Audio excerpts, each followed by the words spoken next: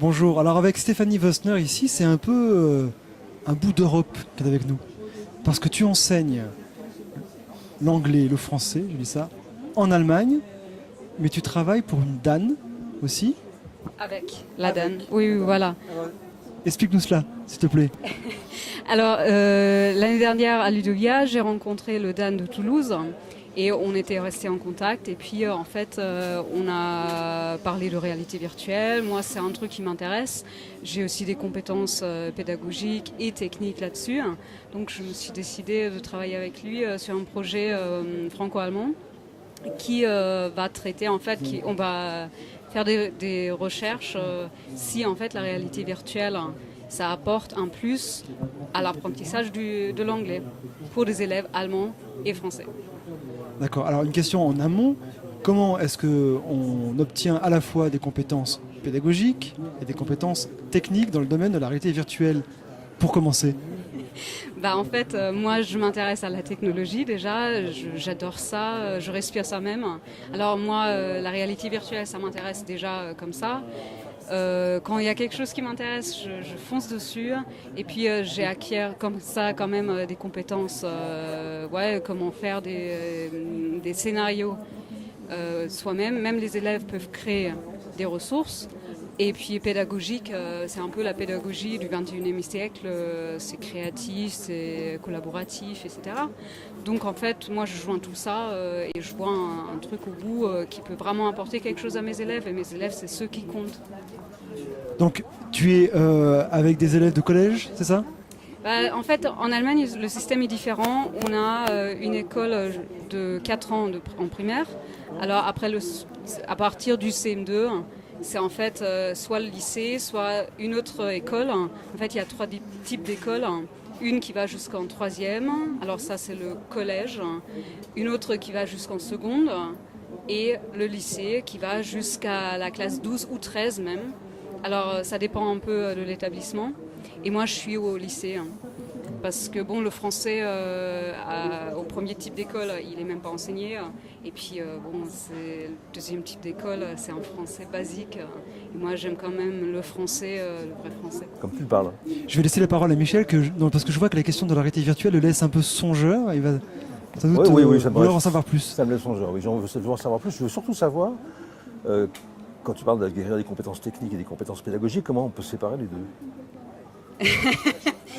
Il faut déjà maîtriser l'outil technologiquement parce que moi en fait j'ai plein de collègues en Allemagne qui ne savent pas maîtriser les ordinateurs, les tablettes, tout ça. Alors ils sont frustrés et ils vont même pas faire entrer la pédagogie dans leur projet parce qu'ils sont déjà frustrés par la technologie. Alors donc il faut savoir maîtriser, il faut aussi qui va plus loin pour voir un scénario pédagogique et reconnaître en fait juste l'outil qui va avec ce projet. Oui, le choix. Ma question c'est simplement, je m'interrogeais sur cette différence parce que souvent quand on s'approprie un outil, quand on est enseignant, quand on est professeur, tout à investir dans la pédagogie, à se poser la question de savoir comment est-ce qu'on va l'investir dans sa classe et puis on va s'en servir en classe. Donc souvent c'est compliqué de séparer les deux, de s'arrêter en disant voilà je fais de la technique, maintenant je fais de la pédagogie. Voilà. Non, en fait ça va ensemble, bien sûr. Mais par exemple la réalité virtuelle, c'est quand même un truc, il faut déjà voir un peu comment ça fonctionne pour voir si on peut vraiment s'en servir avec des élèves. Voilà. Alors qu'est-ce que ça apporte de plus à la pédagogie des langues que d'utiliser la réalité virtuelle? C'est l'immersion. En fait, l'immersion, interaction dans un monde virtuel.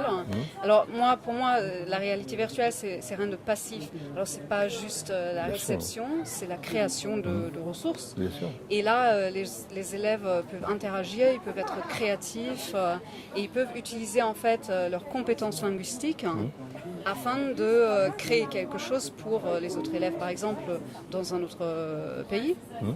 Et en même temps, comme ça, ils ont un but précis pourquoi utiliser la langue. Parce que souvent, c'est quand même les manuels scolaires, on a des exercices, ça rapporte rien, quoi. C'est pas intéressant, c'est pas pertinent pour les élèves.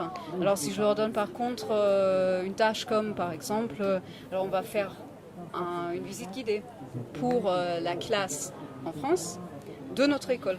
Alors ils vont créer tout ça en anglais pour que ce soit après consommé par les autres. Donc finalement, la réalité virtuelle, c'est juste un truc pour donner plus de sens au réel. Bah Non. pas tout à fait, parce qu'en fait l'immersion, le fait qu'on a l'impression d'être ailleurs, ça cause des émotions. Oui. Et les émotions, en général, on apprend mieux et on n'oublie pas. Bon. Moi, j'ai déjà des tests, ils ont rigolé, ils ont crié même en cours, parce qu'ils n'ont jamais eu ça, ils ne vont jamais oublier ça. Donc pour moi, c'est ça en fait, les émotions qui comptent. Voilà, Stéphanie, donc cette réalité virtuelle qui est en même temps une réalité d'émotions augmentées. J'aimerais bien en savoir un peu plus techniquement. Moi, j'enseigne la philosophie, j'ai pas les grandes compétences techniques. Non, c'est l'inquiétude technique ici. Comment je mets en œuvre ça? Qu'est-ce que je peux faire de façon assez accessible? Quels outils sont utilisables ici? Alors en fait, il y a en ce moment, c'est un truc qui commence. C'est pas encore au point pour plein de choses, mais il y a un outil qui en fait vient d'Allemagne en plus. C'est une petite start-up non pas berlinoise, de Munich. Et en fait, eux, ils ont créé un espace où on peut très facilement, avec du copier-coller, en fait, créer des espaces. Alors, on peut créer des espaces comme on veut avec des personnages qui parlent. On peut intégrer du son, un environnement en 360. Donc, c'est même pour le primaire. Il y a des enfants du primaire qui s'en servent sans problème. Et comment s'opère la circulation dans cette réalité? Est-ce seulement à travers un écran, à travers des lunettes particulières? En fait, c'est des lunettes. Mais il y a plusieurs types. Il y a Cardboard, alors c'est ce que Google a lancé il y a quelques années. On place le smartphone dans un petit appareil visuel, dans un dispositif. En fait, c'est l'application qui va rendre possible cette vision. Et on a une certaine immersion, mais c'est pas au point vraiment d'être très réaliste. Après, ça suffit parfois parce que les élèves ils connaissent pas ça. Après, il y a des outils de chez Samsung. C'est un peu plus au point, c'est aussi avec un smartphone, mais du coup en fait l'immersion elle est plus grande parce que c'est plus fixé, la qualité elle est meilleure. Et après il y a Oculus Rift par exemple, c'est un outil, c'est des lunettes virtuelles avec des écouteurs, alors on est vraiment immergé et c'est un ordinateur qui est branché. Elle est vraiment merveilleuse. Alors, nous savons tous que la qualité a un prix. Est-ce que c'est accessible facilement ou est-ce qu'on est encore dans des explorations pour lesquelles on t'aide avec le matériel? En fait, pour avoir un cardboard, ça on peut le fabriquer soi-même. Samsung, il faut avoir un smartphone qui va avec. C'est pas donné, mais ça coûte avec le smartphone et avec une petite manette, je sais pas, 700 € peut-être maxi. Alors là, ça va déjà, c'est accessible, plus accessible. Et puis en fait, Oculus Rift, en ce moment, c'est à 450 € avec 2 manettes touch. Alors on a même les sensations, les vibrations, on a des mains dans ce monde virtuel.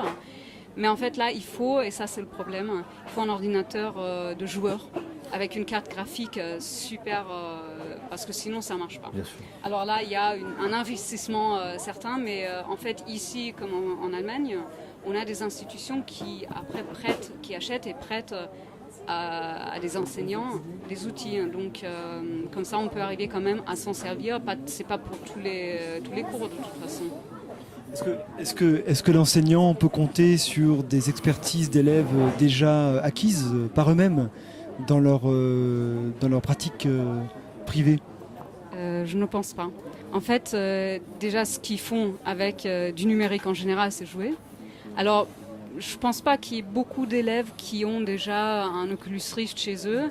Et il y en a pas mal de mes élèves à moi qui m'ont raconté, oui, j'ai eu un nouveau smartphone, il y avait les lunettes avec, je ne savais même pas quoi en faire. Et moi, après, je leur montre, ils disent, ah bon, c'est super. Mais bon, il y a surtout, je pense, la PlayStation VR qui est en ce moment quand même aimée par les gamins. Mais c'est autre chose, c'est pour jouer vraiment que des jeux. Et il faut leur montrer, comme avec tout outil qu'ils ont comme ça à la maison, qu'en fait, c'est un outil très pratique, dont moi je me sers dans mon métier, qu'eux, ils doivent maîtriser pour leur métier plus tard. Et c'est une des compétences du 21e siècle, quand même. Hein. Tu es venu présenter un atelier ici, donc c'est ça? Oui, un workshop en fait. D'accord. C'était quand cet atelier? C'était aujourd'hui à 9h, c'est pour Canopée, on a fait ça. Ah d'accord. Et en fait, moi j'ai déjà présenté un peu ce que c'est la réalité virtuelle. Et puis j'ai présenté aussi des outils qu'on peut utiliser. Après on a discuté comment intégrer en cours, etc. Et ça t'est bien reçu? Oui. En fait, les gens, ils ont bien aimé. Bon, c'était un peu, il y avait beaucoup de bruit là dans la tente, donc on a fini un peu avant l'heure parce que les gens, ils pouvaient pas rester pour essayer. On avait prévu quand même d'essayer un peu plus, mais le réseau aussi, il voulait plus. Donc, on a parlé du coup, on a échangé, partagé, et c'est pour ça que je suis aussi là. Donc. Bon, un grand merci à toi. Merci, le réel t'a chassé un peu de cette exposé sur la réalité virtuelle. Si on veut en savoir plus, Stéphanie Vosner, on trouve les informations, tu as un site, un film. En fait, il y a un site où c'est un peu la carte de visite que j'ai sur net, c'est steffi-vosner.de. Sinon, j'ai Petite Prof 79, c'est un peu mon nom sous lequel je suis connue en France un peu. Parce que je l'ai en fait. Petite Prof 79, c'est ça? Petite Prof 79. Ça va je l'ai commencé noté, Petite Prof en fait 79. avec Cyberlangue, c'est une association de langue avec Létis. Et moi j'en faisais partie pendant des années. Et c'est comme ça que j'ai lancé aussi le site. Voilà. Merci. Merci beaucoup. Tchuss. Je vous remercie à vous. Merci. Merci.